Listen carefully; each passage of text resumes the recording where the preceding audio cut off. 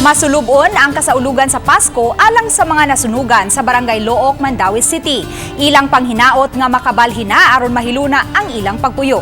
Ang report ni Nico Sereno.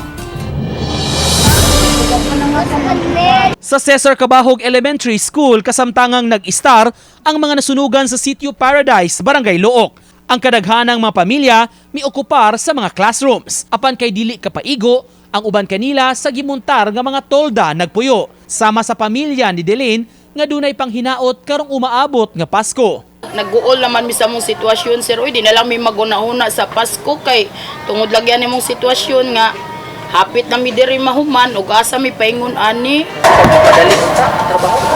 Unta, moro na hangyo na mo, sir, kay og unsa mosugot ra man mig adto mis temporary shelters. Kaganiha mga magtutudlo og student volunteers sa usa ka universidad midalit og pinaskuhan sa mga residente. Pinaagi silang Community Extension Services Program pag-abag kini sa mga nanginahanglan. Dunay programa nga gipahigayon og mga games isip dugang sa kasadya. Makighiusa mao na gyud na among purpose kay Christmas, pakighiusa man ni sa mga kuan naglisod kay ang Ginoo nakighiusa pod sa ato pinaagi sa iyang pag-ani sa kalibutan. So that's what we are trying to live. Matud sa fire victim nga sila Arnie na parate, bisan kung nasunugan ang iyan gihapon nga magpakapositibo. May mga nadawat silang ayuda nga mo'y plano sab niyang lutuon sa Noche Buena.